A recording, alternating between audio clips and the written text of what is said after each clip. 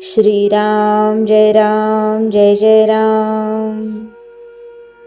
नामाचा अनुभव. नामाचा अनुभव कोणता? नामाचा अनुभव नामाव्यतिरिक्त दुसऱ्या कशात पाहू नये, म्हणजे नामापासून दुसरे काही मिळवायचे आहे ही कल्पनाच नसावी. नाम मुखी येते हाच नामाचा अनुभव. ज्या प्रमाणात आपल्या हातून नामस्मरण घडले त्या प्रमाणात आपल्याला नामाचा अनुभव आला असे समजावे. अखंड नामस्मरण टिकले की पुरा अनुभव आला. नामस्मरण करता करता चित्त एकाग्र होते. देहबुद्धी विसरून नाम घेणे हेच निर्गुण होणे आहे. मी कोण आहे हे कसे ओळखावे?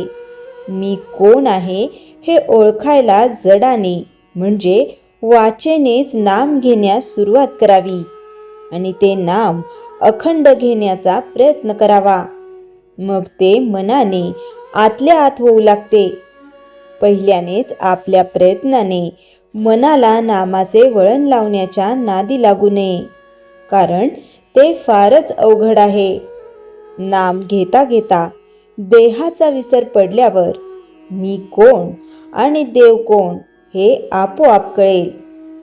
भगवंताच्या नामाचा नाद लागला तर दुःखाची जाणीव कमी होते. दुःखाची जाणीव नसल्यावर दुःख असले म्हणून बिघडले कुठे? काळोख्या रात्री जशी काठी आधार असते तसे संसारात नाम आहे. खाचखळगे काठीच्या योगाने टाळता येतात, तसे मोह, लोभ इत्यादी संसारातल्या अडचणी नामाने समजतात आणि दूर करता येतात. विस्तवाजवळ तूप ठेवले की ते वितळते, तसे नामाची शेगडी ठेवली की अभिमान वितळलाच पाहिजे. हाच नामाचा अनुभव. पण लोक नामाबद्दल ऐकूनच घेत नाहीत. जर कोणी ऐकून घेतले तर ते बिंबवून घेत नाहीत, त्याचे मनन करीत नाहीत. आणि मनन करून ज्यांना ते पटले असूनही नाम घेत नाहीत. अडचणी असल्या तरी नाम घेता येते. म्हणून नामस्मरण न करण्याबद्दल सबबी सांगू नका. सबब सांगितली की त्यापासून लबाडी उत्पन्न होते. लबाडीतून आळस उत्पन्न होतो आणि आळसाने सर्वनाश होतो. आपण रोज उठल्यावर भगवंताचे स्मरण करण्याचा नियम ठेवावा. स्नान वगैरे गोष्टी झाल्या तर कराव्याच, पण त्यांच्या वाचून अडून बसू नये. भगवंताचे स्मरण हे मुख्य आहे. अखंड नामस्मरण ठेवायला सोवळ्या ओळ्याचे बंधन नाही. अखंड स्मरणच सोवळे आहे. उपासना कोणतीही असली तरी नामाशिवाय ती पचनी पडत नाही. महत्त्व नामाला आहे.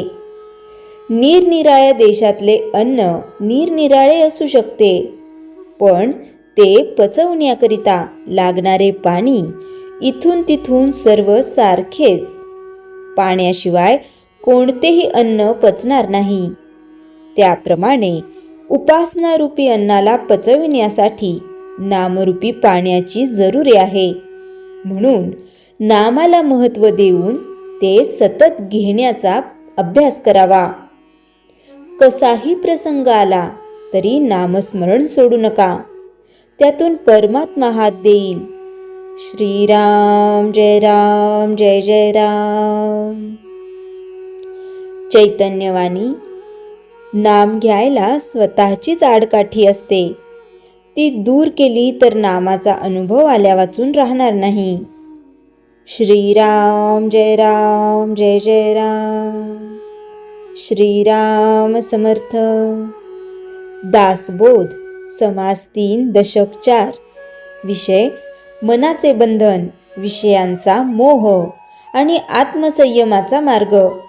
समर्थ रामदास स्वामींचा दासबोध हा ग्रंथ आपल्याला देवाकडे नेण्यापेक्षा आधी स्वतःकडे पाहायला शिकवतो.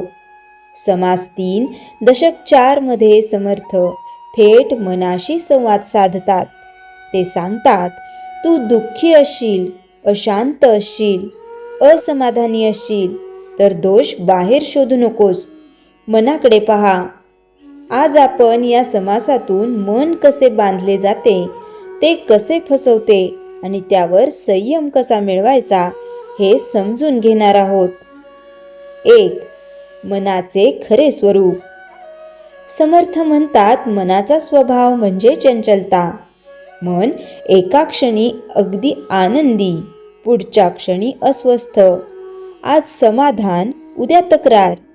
देवाजवळ बसलो तरी मन देवाशी नसते. शरीर एका जागी असते, पण मन भूतकाळात, अपराधीपणात किंवा भविष्याच्या भीतीत अडकलेले असते. समर्थ स्पष्ट सांगतात, जिथे मन स्थिर नाही तिथे शांती नाही. 2. विषयांचा मोह. समर्थ विषय हा शब्द वापरतात, म्हणजे इंद्रिय सुख, पैसा, मान, प्रतिष्ठा, सत्ता. ते सांगतात, विषय वाईट नाहीत, पण विषयाशक्ती विनाशकारी आहे. माणूस म्हणतो, हे मिळाले की मी सुखी होईन, पण मिळाल्यावर आणखी थोडं हवं. ही हाव कधीच संपत नाही. समर्थ इशारा देतात, विषय हे मधासारखे वाटतात, पण शेवटी ते विष ठरतात. 3. मन आणि बुद्धीचा संघर्ष. समर्थ फार खोल सत्य सांगतात. मन म्हणते आत्ता हवं, बुद्धी म्हणते योग्य आहे का. बहुतेक वेळा मन पुढे धावते आणि बुद्धी मागे ओढली जाते. यालाच समर्थ म्हणतात अविवेकी. जिथे अविवेकी तिथे पश्चाताप ठरलेलाच. 4. संयम म्हणजे दडपण नव्हे. संयम म्हणजे इच्छा मारणे नाही, संसार सोडणे नाही, कठोर तपश्चर्या नव्हे. संयम म्हणजे इच्छेला योग्य मर्यादा देणे. समर्थ म्हणतात, जो मनाला आवरतो तोच खरा शूर आहे. बाहेरचे युद्ध जिंकणे सोपे, पण मनावर विजय हेच खरे पराक्रम. 5. समर्थांनी दिलेले उपाय. समर्थ केवळ तत्वज्ञान सांगत नाहीत, ते उपायही देतात. सतत आत्मपरीक्षण. आज मन कुठे अडकलं? नामस्मरण. मन भरकटले की नावाकडे आणा. मर्यादित भोग. सर्व काही मिळवायचंच नसतं, काही सोडायचं असतं. 4. सत्संग. मन संगतीने घडतं. 6. आजच्या काळातील उपयुक्तता.